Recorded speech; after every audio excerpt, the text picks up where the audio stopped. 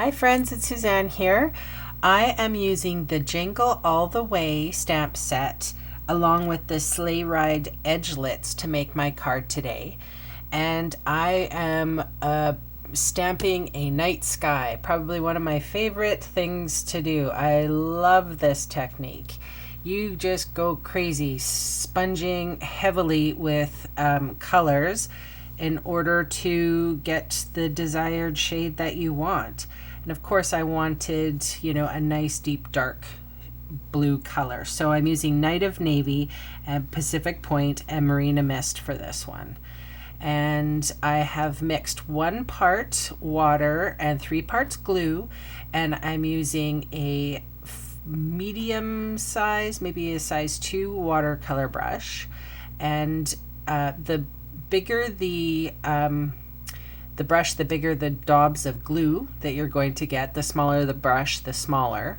And I am trying to make it look like snow falling in a night sky. So it would have that, or it could be stars really, but maybe stars and snow. So I'm using Dazzling Diamonds here, and look at that. So putting that off to dry. So I did the same thing for the tree edgelets. You don't really see much of the Pear Pizzazz. You see most of the mint macaron, I'm thinking. Yeah. And then for the town, I used Smoky Slate and Tip Top Taupe. So just blended the two together. See if I can find a gradient between the two. Some of the colors, like the Tip Top Taupe and the Smoky Slate, you can see in real life. The greens, not so much. So anyway, what I'm doing is taking that glue mixture and I'm painting it on the hillside and some of the trees. And then I'll be doing the same thing with the town as well. And then I realized that I needed another slope. So I did, because the greeting that I wanted to use was Home for Christmas, and it didn't work with any of the slopes that I kind of had pre-existing. Anyway, so I made another slope, and what did I use on that? Pool Party and Soft Sky. So you'll see that in a second. And I used the one with the Santa and I don't think it's a Santa actually. It possibly could be a sleigh ride. Anyway, I cut those people off. Not that I dislike horses or people in sleighs, just I didn't want it on this particular card. And this is a really versatile thing. If you don't want to see the trees on it, or you don't want to see the sleigh on it, you can cut it off. It looks just fine. So for those scenes where you just want sort of a slopey hill, it works.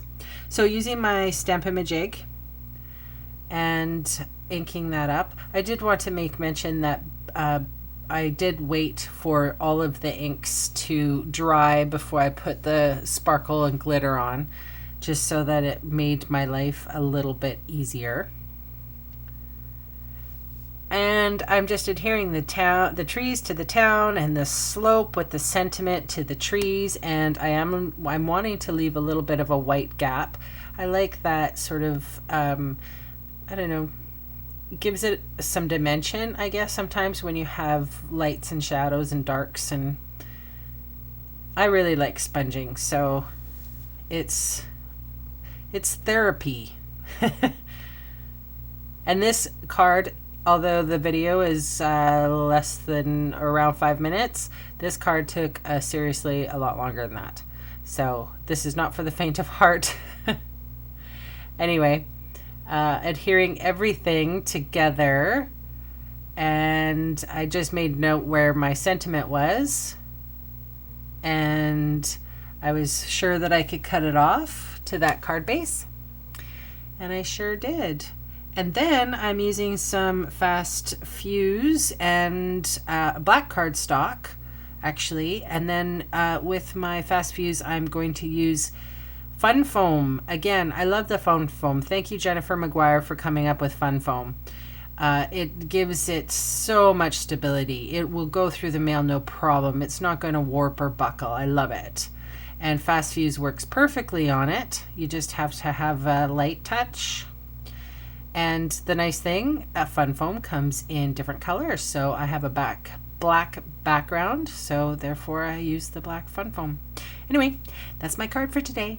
I'll see you tomorrow.